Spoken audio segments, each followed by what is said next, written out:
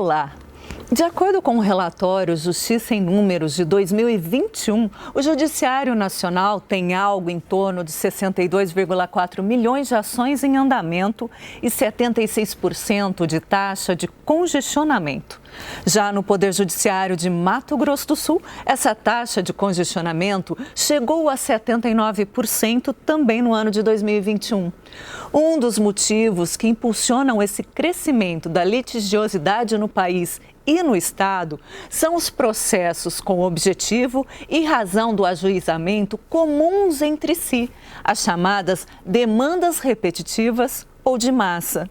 Então, para falar desse tema, foi criado o Centro de Inteligência da Justiça Estadual de Mato Grosso do Sul, o CIGEMES, assunto do mérito da questão de hoje.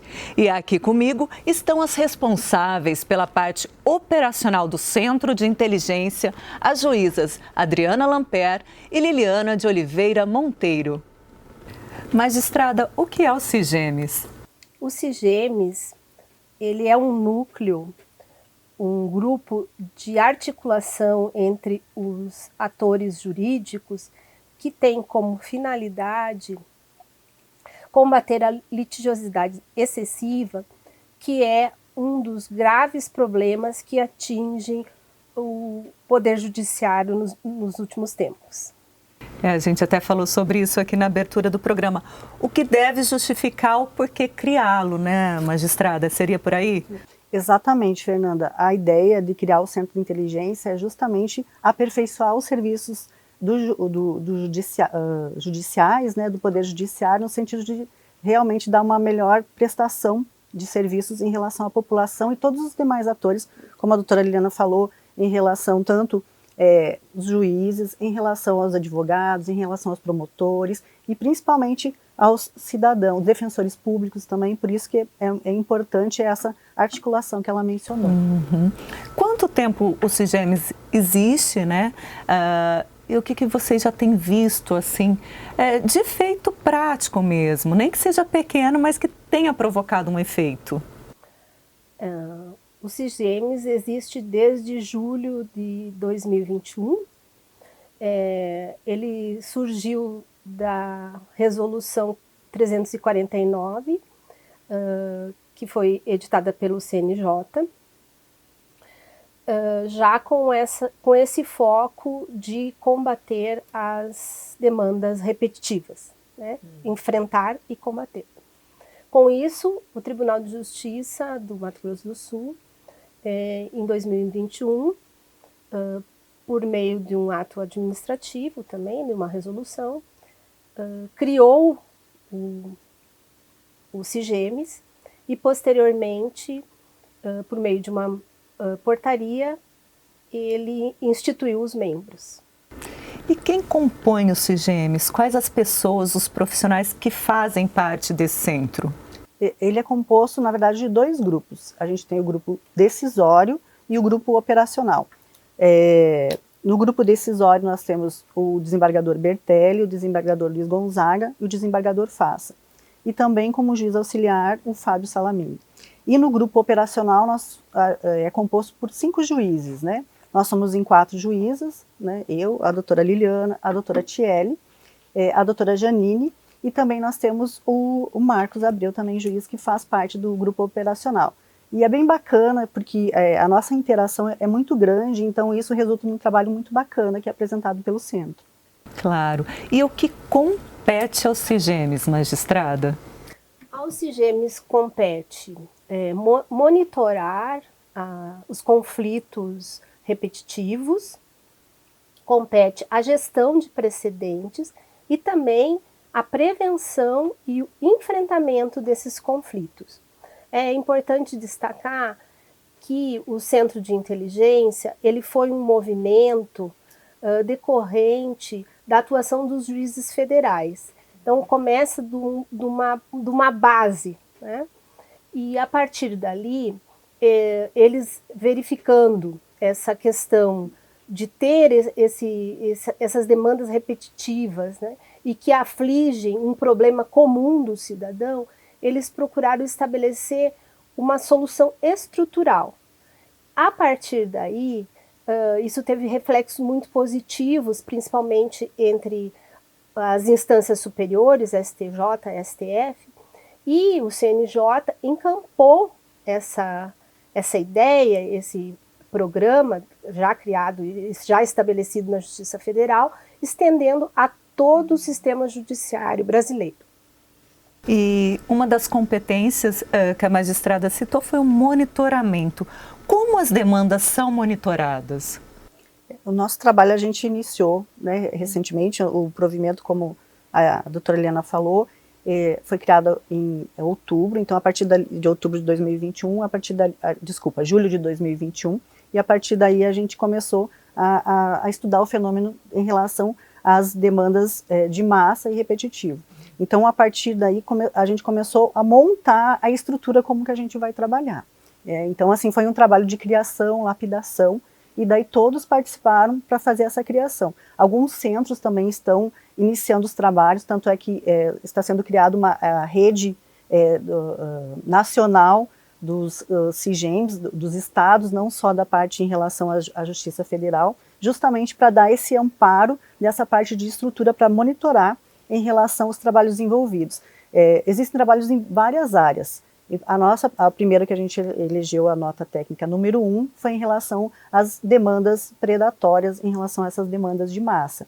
E a partir daí a gente montou toda uma pesquisa, né? Ou seja, fazer primeiro um diagnóstico do que está acontecendo, ouvir os atores, todos que estão participando, para depois a gente emitir a nota técnica. Ainda sobre a atuação, está a identificação de demandas repetitivas, né, e a elaboração de estratégias para o tratamento adequado da questão. Como esse trabalho está sendo desenvolvido, a magistrada já está adiantando aqui, mas já há identificação de alguns casos? Sim, nós iniciamos, dentro da perspectiva de problemas que atingiam o sistema jurídico, foi detectado a nível nacional, através da nota técnica emitida inicialmente pelo Centro de Inteligência do Rio Grande do Norte, esse fenômeno conhecido e nominado como demandas predatórias. O que significa isso? São demandas repetitivas e que têm um cunho de subutilizar o Poder Judiciário. Não necessariamente aquelas ações que são colocadas para atender demandas legítimas, mas aquelas direcionadas e captadas para o uso do Poder Judiciário. E a partir daí, dessa nota, começamos a elaborar um trabalho, uma metodologia, uma pesquisa, para levantar esses dados, detectando inicialmente que o Cone Sul, as comarcas do Cone Sul, tinham um expressivo número de ações de empréstimos consignados. Isso aqui no estado mesmo? Isso. Certo.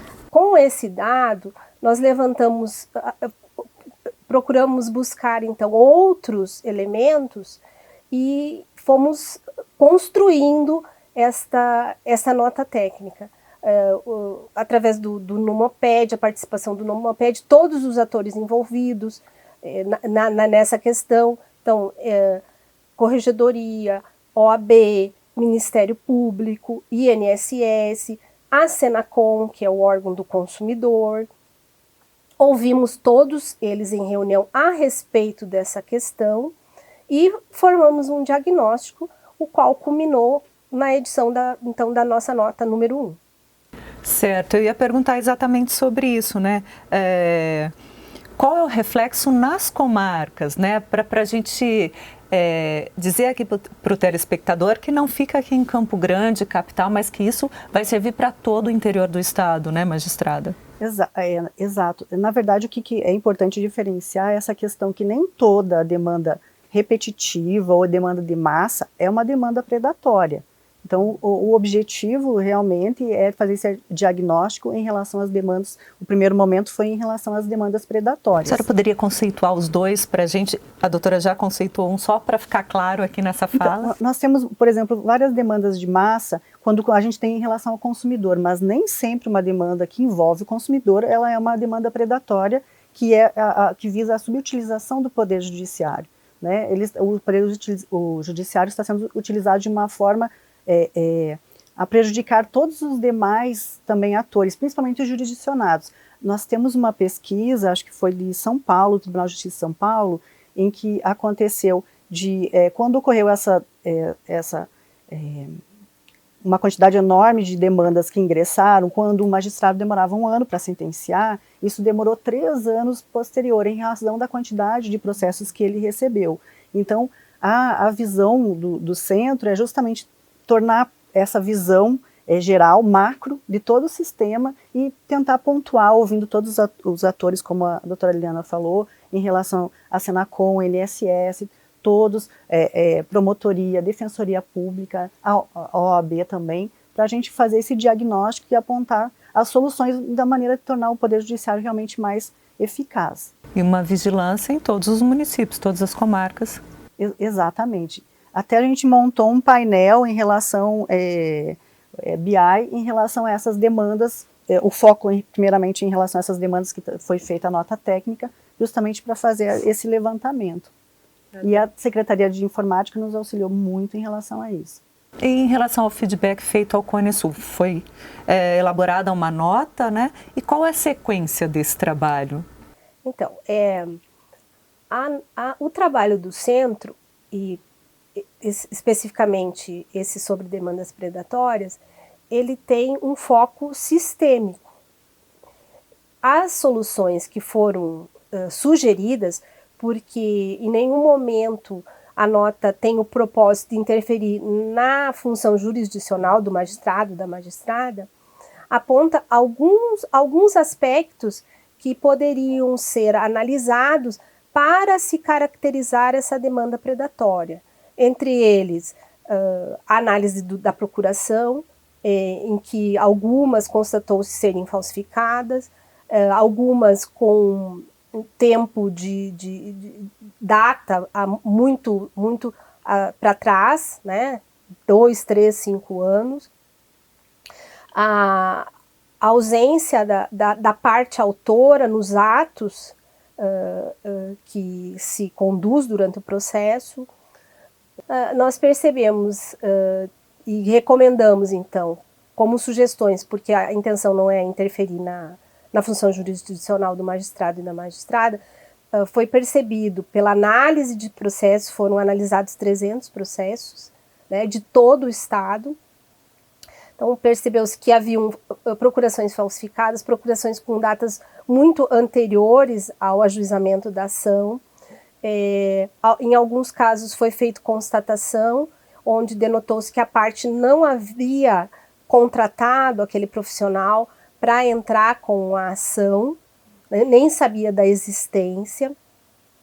Também percebeu-se que em muitos atos a parte não comparecia, né, como uma audiência de instrução ou uma audiência de conciliação, apenas o advogado, né, o profissional que lhe representava.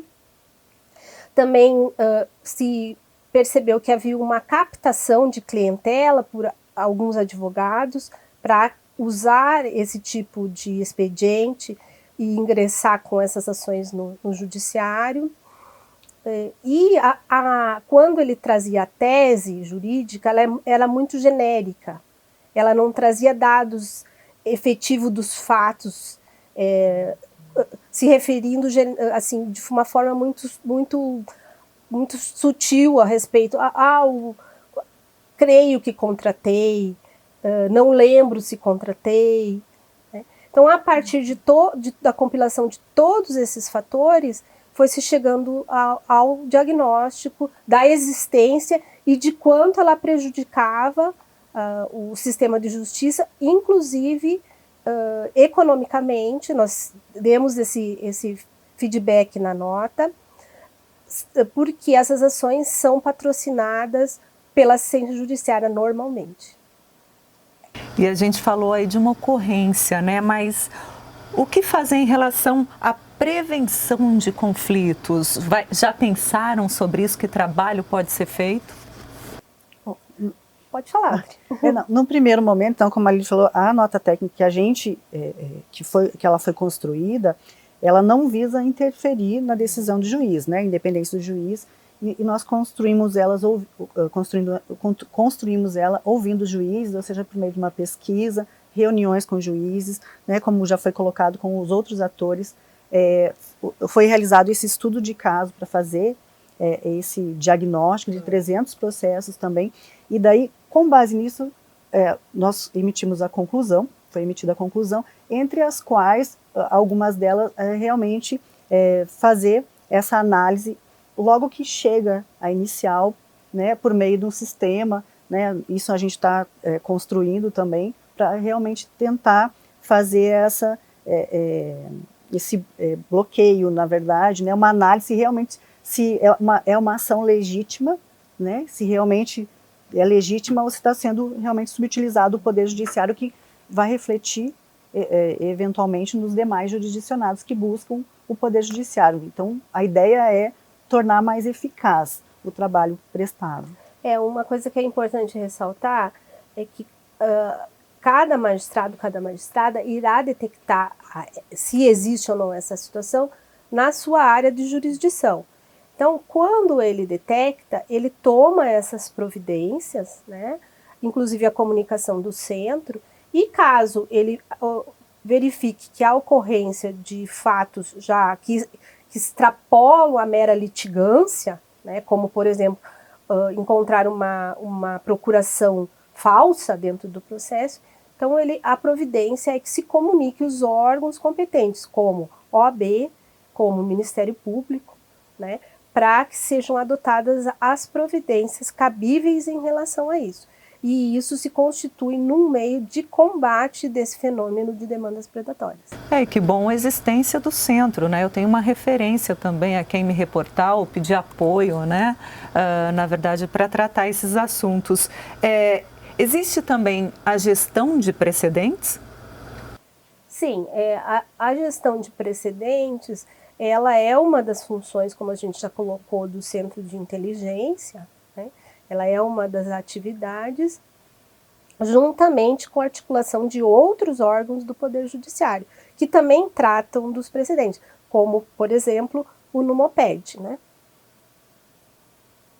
E como que essa gestão funciona, magistrada? É uma interlocução de atores, né? Nós não temos nenhum projeto ainda concretizado em relação à gestão de precedentes. Claro, nós estamos há 1 ano trabalhando e grande parte, a maioria do tempo, até porque cumulamos a função jurisdicional com o exercício da atividade no centro, foi dedicado a levantar esse fenômeno das demandas predatórias, o qual, inclusive, eu ressalto que teve bastante repercussão nacional, né? Vários centros de outros estados estão aderindo agora, tivemos aqui a notícia no nosso grupo do Centro de Inteligência, que a Justiça do Paraná aderiu por supervisão à nossa nota, assim como o TRF da primeira região, se eu não me engano, Minas Gerais e mais alguns outros. Então, os frutos e o efeito positivo dessa nota pela coletivização e visibilização do fenômeno é muito grande. Vai ter um alcance bem exponencial, até porque o CNJ já encampou esse trabalho de desenvolver a nível nacional, né? Nós até tivemos uma reunião no centro com o CNJ, onde eles pediram para a gente fazer uma apresentação do nosso trabalho a eles. É uma rede de colaboradores importante também para o trabalho, né? Com certeza.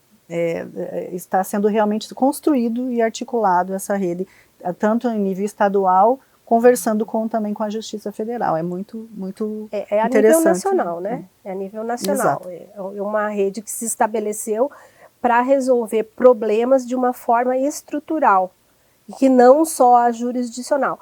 Quando esse problema atinge uma gama de cidadãos e que se verifica que eles individualmente estão tentando resolver essa questão, como, por exemplo, da saúde, né, que possivelmente daqui a uns dias será também um trabalho de estudo, né, onde as pessoas precisam do medicamento. Então, é possível essa articulação entre os membros do centro, que é a função deles, né, é a nossa função, fazer essa articulação com os demais atores para achar uma solução, atingindo a causa do problema. Então, por que tantas pessoas vêm à justiça buscar essa proteção jurisdicional a ser pedido, com esse pedido, né? Então vamos ouvir o ente público, por exemplo, que fornece os medicamentos. Vamos ouvir a defensoria que atende essas pessoas que querem esse medicamento. Vamos ouvir o Ministério Público que tem também esse dever de proteção.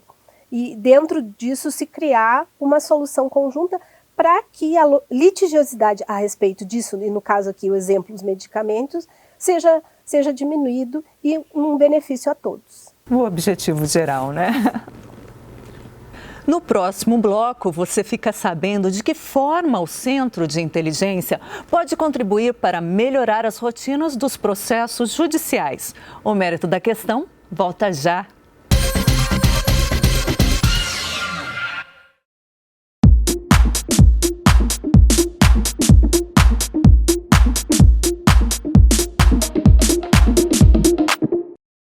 Quem nunca ouviu falar que a polícia prende e o judiciário solta? Ocorre que pela Constituição Nacional, todos têm direito à defesa, todos têm direito à liberdade. E em certas situações, a legislação e a Constituição determinam que a pessoa responda por um processo presa e outras determinam que a pessoa responda o processo solto. Só com uma sentença, só com uma condenação efetiva é que nós podemos dizer que uma pessoa é criminosa ou não é criminosa.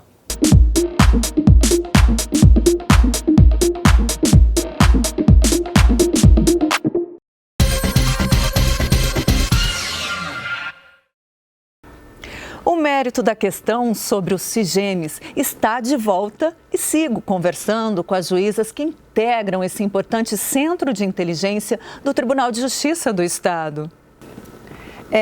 Uma outra função do centro é sugerir o aperfeiçoamento das rotinas processuais de feitos, né, que tenham recebido a mesma solução. A gente já abrangeu isso no primeiro bloco. Como o TJMS trata esse assunto, magistrada? Além de uma gestão estrutural, como a gente já mencionou, notadamente na questão das demandas predatórias, foi feito também uma abordagem da gestão processual. Nessa questão da gestão processual, como já pontuado, várias sugestões foram colocadas na nota a respeito da análise da petição inicial, a respeito de alguns atos necessários, se recomendando que faça quando o magistrado ou a magistrada detectar a existência desse fenômeno na sua comarca, na sua jurisdição. Também houve, pela corregedoria, a partir desses estudos, a implementação de um ato normativo que permite que o juiz, a juíza, expeça o alvará diretamente para a parte, quando ele detectar que essas circunstâncias e também que seja uma pessoa hipervulnerável, porque no caso das demandas predatórias, o público-alvo para se atingir é o hipervulnerável, então aposentados e que usam esse mecanismo do empréstimo consignado, né? Aposentados, indígenas, pessoas idosas. Então esses núcleos são os mais atingidos por esse expediente e são captados por determinados profissionais, né, que claro não é a maioria, né, é um pequeno e reduzido número, mas que se utilizam dessa hipervulnerabilidade para se beneficiar. As magistradas poderiam citar algum exemplo, algum caso que já tenha ocorrido, que não seja aqui no estado, em outro estado, para contar para a gente e deixar isso mais claro para o telespectador? Então, o que é o empréstimo consignado, a princípio, né? É aquele valor que você toma junto ao banco e que você faz um desconto ou na sua folha de pagamento ou via INSS. Esse é o empréstimo consignado, certo? A partir da realização desse empréstimo, desse contrato, esses profissionais eles procuram obter dados a respeito dessas pessoas e eles vão abordá-las, procurá-las, né? Com promessas com promessas falsas e nem claras, né? Dizendo que eles vão poder suprimir ou eximir aquela pessoa do pagamento desse empréstimo, né? Ou suspender. E a partir daí eles entram com essa ação judicial, sem que a pessoa tenha um esclarecimento, ou às vezes nem tenha conhecimento da interposição dessa ação, para que se suspenda e para obter, em muitos casos, um pagamento de uma indenização, por um dano moral, por exemplo, né? Nessas situações, começa a ser exponencial, né? Essa captação tanto de clientela como de interposição de ação. Então, ela não decorre, nem sempre, não são todos os casos, mas nem sempre decorre de um direito legítimo. E isso inflaciona a gestão processual e impede que o juiz dedique o seu tempo para resolver aquelas situações que realmente necessitam do atendimento jurisdicional. Certo. E magistrada, já falamos aqui da nota, né, do poder que ela tem, do alcance que ela tem, essa rede de cooperação, mas de que forma, outras formas, o CIGEMES pode contribuir com melhorias nas rotinas dos processos judiciais, né? Além desses exemplos já citados?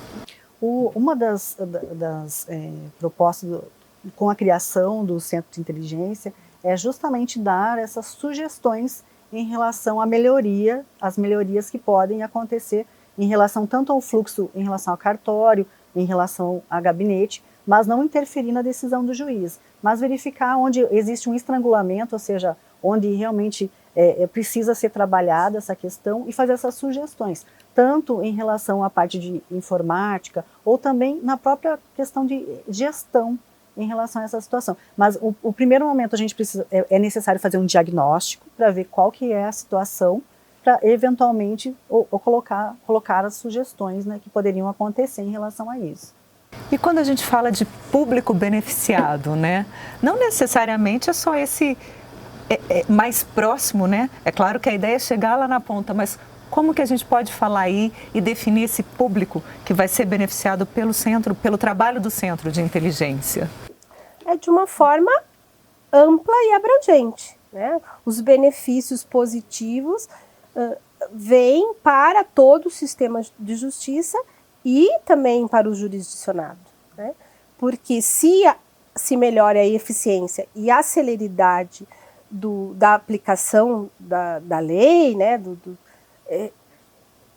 redunda no benefício para o jurisdicionado.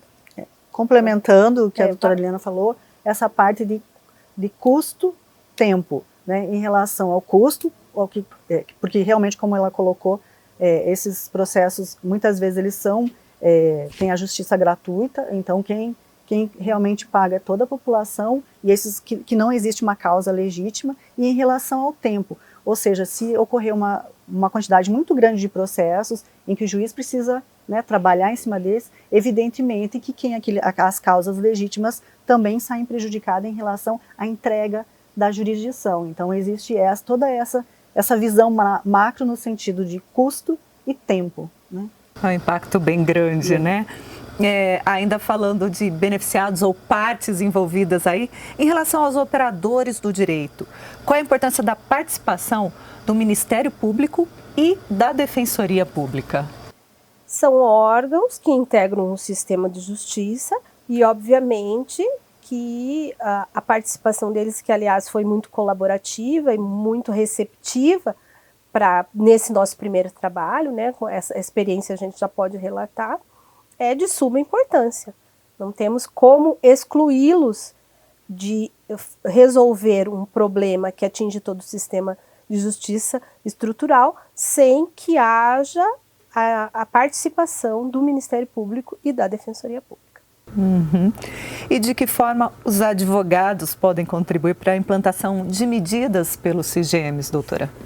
Eu acho que a participação da OAB também é muito importante em relação a isso. O centro também fez essa interlocução também com a primeira nota, né, e as demais a gente também está fazendo no sentido de ouvir a OAB e também apresentar para eles o quadro que a gente, né, que foi constatado pelo Centro de Inteligência em relação a essas demandas e o impacto que ela causa, que ela vai causar, como foi colocado, não só para o jurisdicionado, mas pelo próprio advogado que está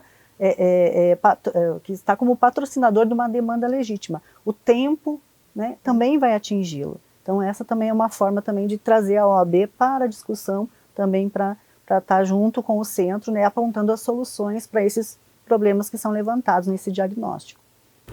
E sobre a troca de experiências com outros tribunais, né, outros centros de inteligência, há alguma iniciativa já existente que possa ser reproduzida por aqui? Como nós colocamos inicialmente, esse é um projeto de nível nacional, é uma política institucional judiciária estabelecida pelo CNJ, há um centro nacional já criado e essa articulação é bastante produtiva,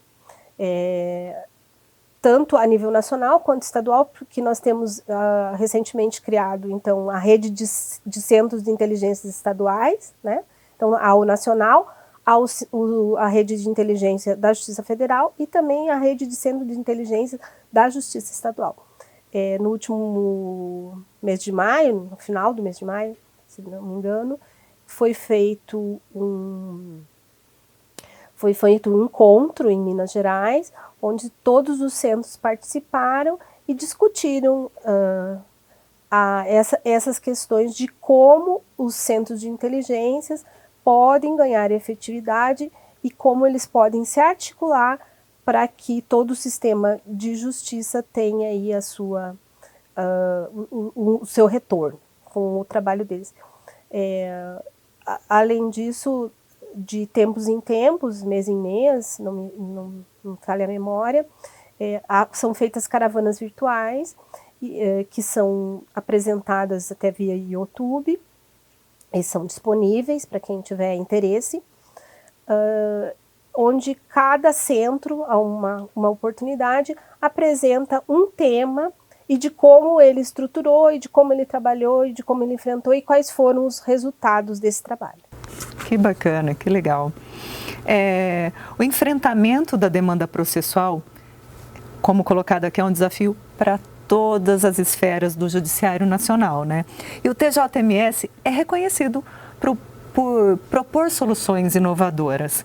Existe uma intenção ou proposta inédita que deve ser lançada pelo Centro de Inteligência aqui de Mato Grosso do Sul?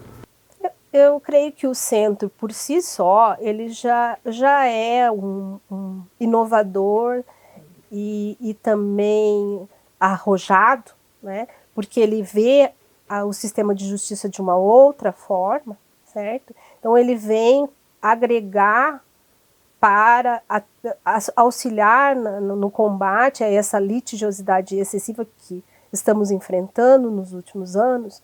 Está aí a justiça em números do CNJ para corroborar esse dado, né? E no aspecto do Centro de Inteligência, o nosso CIGEMs aqui, particularmente, nós temos alguns projetos em andamento. Um que está tratando do tema 793 do STF, que é sobre a questão do fornecimento de medicamentos e que não estão incluídos na lista do SUS. Por quê? Porque nós estamos vendo que há um número expressivo de ações direcionada com esse intuito. E uma divergência jurisprudencial muito grande a respeito de como isso funciona, principalmente na articulação administrativa entre municípios, estados e União na prestação desse serviço. Então, nós estamos fazendo um trabalho, uma pesquisa de cunho científico, como na outra, para apurar e verificar qual é o diagnóstico do nosso tribunal, do nosso sistema de justiça sul-mato-grossense. Também estamos na elaboração de uma outra nota técnica, que é a respeito da violência doméstica e que diz respeito a crimes conexos com a prática da violência doméstica. Até a Adri depois pode explicar um pouquinho melhor, que ela que está encampando esse trabalho aí na coordenação. Também temos um projeto em andamento a respeito da aderência da nossa nota de demandas predatórias, então é um acompanhamento, né, de como está, quais são os resultados dessa nota, se ela está realmente diminuindo essa litigiosidade predatória, e também em relação aos demais estados que acabam participando, né, assim, coletivamente. E, por fim, um processo embrionário ainda, né, que trata da centralização de demandas repetitivas por meio de cooperação judiciária em atos concertados ou pelos núcleos da Justiça 4.0. Mas esse projeto, que também é um projeto arrojado, ainda está bem no início. Está na incubadora ainda, né? Como a doutora Liliana falou, na verdade a gente busca também essa supervisão, não é só, de repente, emitir a nota, mas verificar se está acontecendo uma aderência em relação a essa, se surtiu efeito, a consequência, se realmente aconteceu ou não aconteceu. E um dos outros projetos que nós temos é em relação também aos crimes que acontecem no mesmo contexto de violência doméstica, que alguns são chamados de crimes conexos. Então, a gente tem o crime de violência doméstica, ou seja, a violência praticada contra a mulher, e, por exemplo, um outro crime, desobediência, quando o policial chega lá para prender, e daí ele comete o crime de desobediência. Se esses crimes, existe jurisprudência para os dois lados, né? Se eles devem permanecer na vara de violência doméstica ou devem ir para uma vara comum, ou, no caso, juizado. Isso é importante, por quê? Porque a Lei Maria da Penha, ela prevê uma série de minúcias que só dizem respeito à questão de gênero, né? Entre elas, por exemplo, né, ele não teria direito a uma transação penal, uma suspensão condicional do processo, o acordo de não persecução penal, que eventualmente num outro crime, né, eventualmente ele poderia ter. Então a gente, em primeiro momento, estamos elaborando um panorama da jurisprudência nacional de cada tribunal, para ver como que eles estão decidindo, e daí também em relação aos juízes, o que eles pensam em relação a isso, né, porque o crime conexo muitas vezes a prova de um é utilizado na prova do outro. Entretanto, a gente também tem a nível nacional o CNJ, que tem a cartilha, que é o julgamento com a perspectiva de gênero, que ele, na verdade ele não é dirigido para o juiz da vara de violência doméstica, mas sim para todos os juízes para emitirem seu julgamento com essa perspectiva. Então, a análise vai se dar realmente em relação se é interessante manter um crime que, por exemplo, já foram remetidos para a vara de violência doméstica, crime em que ocorreu um crime de dano, ou seja, a esposa, a companheira foi lá e destruiu o carro, e daí acabou chegando na vara de violência doméstica. Mas já aconteceu, por exemplo, um caso inusitado, de que ocorreu a extinção em relação ao crime que foi cometido em relação a ela, e ficou na vara de violência doméstica um crime que foi cometido contra o homem.